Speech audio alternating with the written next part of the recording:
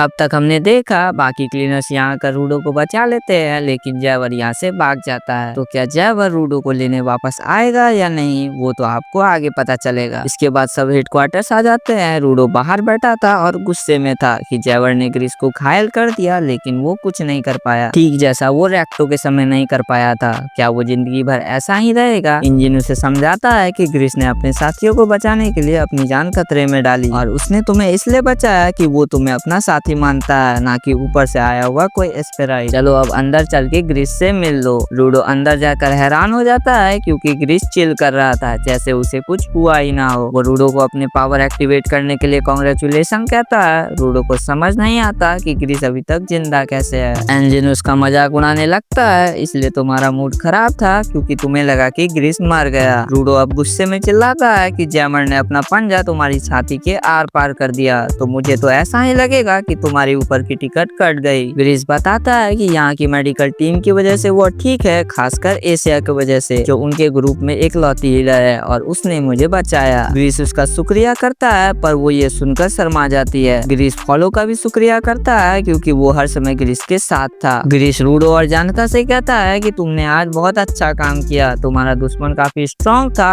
और लॉकेट के बारे में ज्यादा मत सोचो, मुझे खुशी है कि वो तुम्हारे कुछ काम आया। रूडो कहता है कि मुझे भी ये जानकर बहुत खुशी हुई कि तुम ठीक हो। इंजन कहता है कि अब रेडर भी हमसे पंगा लेने लगे हैं, तो फ्यूचर में हमें ट्रैश बीस्ट के साथ साथ उनसे भी लड़ना होगा। हमें एक नई इन्फॉर्मेशन मिली है। तभी एक दूसरा क्लीनर आता है और कहता है कि एक रेडर बॉर्डर की बात कर रहा था, यानी वो लोग स्पीयर के बारे में जानकारी इकट्ठा कर रहे हैं। रूडो पूछता है कि ये कौन है? तब इंजन कहता है कि यही तो बॉस है। रूडो फिर से हैरान हो जाता है कि ये आदमी क्लीनर्स का बॉस है। बॉस अपना नाम कॉमर्स बताता है। कॉमर्स कहता है कि वो जानता है रूडो सिर्फ ऊपर जाने की इंफॉर्मेशन लेने के लिए यहाँ आया था, पर ऐसे लोगों को हम क्लीनर्स में नहीं रखते, लेकिन यहाँ के लोगों के लिए उसने अपनी जान खतरे में डाली और तुम्हारी पावर भी अलग है जो हमारे कुछ काम आ सकती है, इसलिए वो रूडो को क्लीनर में ज्वाइन कर रहा है। वो रूडो को अपने साथ ऑफिस में बुलाता है क्योंकि उसके पास रूडो के लिए नए कपड़े और कुछ इंफॉर्मेशन है। कॉमर्स कहता है स्पेयर और ग्राउंड के बीच की लाइन को हम बॉर्डर कहते हैं। ऐसा आ जाता है जो बॉर्डर के पार जाने की कोशिश करता है वो मारा जाता है। अब एक इंटरेस्टिंग कहानी सुनो। कहा जाता है कि एक औरत है जो नो मैंस लैंड के करीब बॉर्डर के पास रहती है। एक बार एक आदमी वहाँ पर भटक गया था, तो उस औरत ने उसकी मदद की थी। आदमी ने पूछा कि तुम इस कचरे में क्या कर रही हो? तो औरत ने कहा कि वो ऊपर से गिरने वाले लोगों को देखती है, वो वहाँ पर कई सालों से रहती है। उसने बताया कि कई लोग ऐसे भी हैं जो नीचे आते हैं और दोबारा ऊपर चले जाते हैं, वो भी बिना मरे, यानी उसने जरूर कुछ लोगों को बॉर्डर पार करते हुए देखा है। रूडो सोचता है कि अगर मैं उनमें से किसी एक को ढूंढ लूं तो वो मुझे बता देगा कि ऊपर कैसे जाएं। कॉमर्स कहता है कि हमें भी ये पता चल जाएगा कि तुम ऊपर से नीचे आने पर जिंदा कैसे बच गए, पर ये सफर काफी खतरनाक होगा। तुम सच में जाना चाहते हो या यहीं रुकोगे? रूडो बोलता है कि मैं जरूर जाऊंगा। तभी इंजन भी कमरे में आ जाता है और कहता है कि ये नए कपड़े तुम पर बहुत बवाल लग रहे हैं। हम 6 घंटे पहले का सीन देखते हैं जहाँ फॉलो रूडो को रोक रहा था कि उस औरत को ढूंढने अकेले मत जाओ, लेकिन रूडो उसकी एक नहीं सुनता और फॉलो को खींचते हुए जाने लगता है। इंजन बोलता है रुक जाओ बच्चे, तुम ऐसी खतरनाक जगह बिना किसी तैयारी के नहीं जा सकते। वो जगह नो मैंस लैंड के बीचों बीच है, तुम्हें ऊपर जाने की ज्यादा जल्दी है क्या? और तुम्हें पता है कि तुम्हारी पावर्स कैसे काम करती है? तुम अपने पावर्स को यूज करना सीख गए हो, पर ये नहीं कि उसकी लिमिट क्या है, और ना ही हमें पता है। रूडो पूछता है कि तुम भी मेरे साथ चलोगे क्या?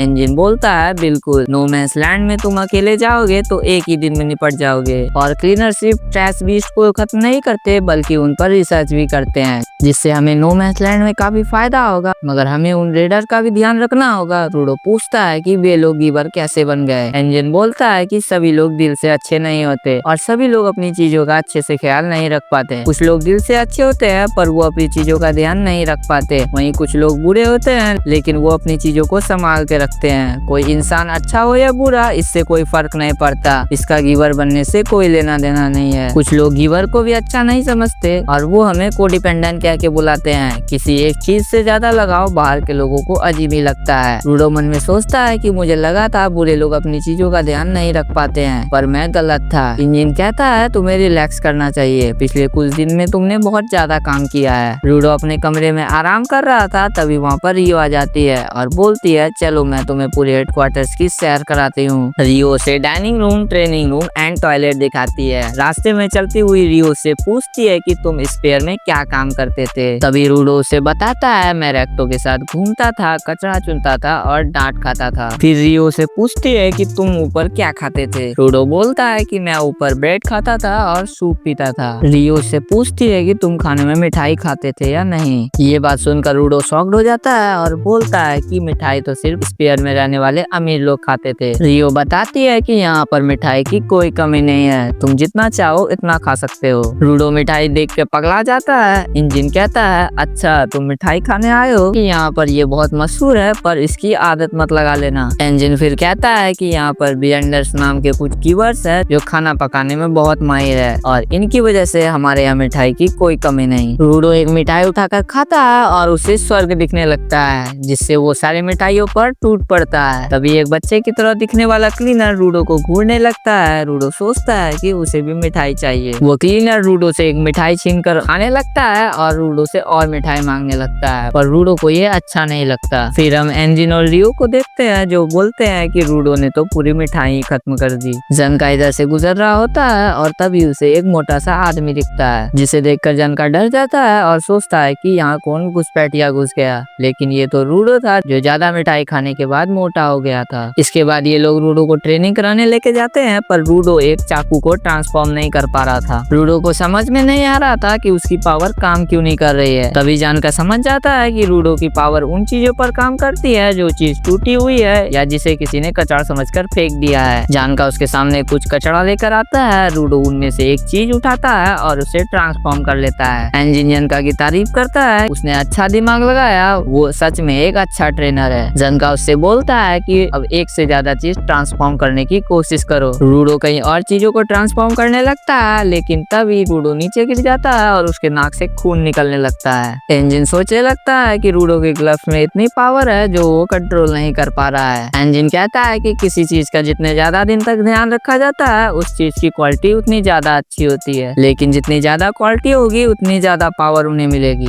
मगर यूजर का माइंडसेट और एक्सपीरियंस भी काफी मायने रखता है। जनका सोचता है कि रूडो ये ग्लव्स बचपन से संभालता आ रहा है, जिससे इन ग्लव्स की क्वालिटी इतनी है जो उसका शरीर संभाल नहीं पा रहा है, या उसका लेना देना उस सीरीज से है। रूडो पूछता है कि मैं जिस भी चीज को ट्रांसफॉर्म करता हूँ वो धूल बनकर क्यों टूट जाता है, पर अभी मैंने जो चीज ट्रांसफॉर्म की है उसमें तो ऐसा कुछ नहीं हुआ। रियो बताती है कि वो टूटी हुई चीजों को अच्छी कंडीशन में लाता है, जिससे उसका मकसद पूरा हो जाता है, जिससे वो अपने आप ही खत्म हो जाते हैं। जनका बताता है कि वो लॉकेट भी तब खत्म हो गई थी जब उनकी फाइट कंप्लीट हो गई थी और रूडो भी सेफ था। इंजन कहता है कि यही उसकी पावर है, कचरे को वो लायक समझता है, जिससे उनका पर्पस कंप्लीट हो जाता है और वो खत्म हो जाते हैं। रियो कहती है कि जैवर ने कहा था तुम्हारे ग्लव्स किसी सीरीज का हिस्सा है, यानी तुम्हारे जैसे ग्लव्स किसी और के पास भी हो सकते हैं। रियो पूछती है कि इनका नाम क्या है। जैसे रियो के सीजर का नाम रिबर है, इंजन के छाते का नाम अम्ब्रेकर और जानका के डंडे का नाम असिस्टा। रूडो कहता है कि उसने कभी अपने ग्लव्स को नाम देने के बारे में सोचा ही नहीं। इंजन कहता है अब सोच लो। तभी हमें वो रेडर दिखाए जाते हैं जो अपने बॉस के पास जाते हैं और उनके बॉस के पास भी उसी सीरीज का सामान होता है। तो दोस्तों आखिर ये सीरीज क्या है और उनका बॉस क्या चाहता है, ये पता चलेगा हमें इसके अगले पार्ट में, तो अगला पार्ट देखना मत भूलना।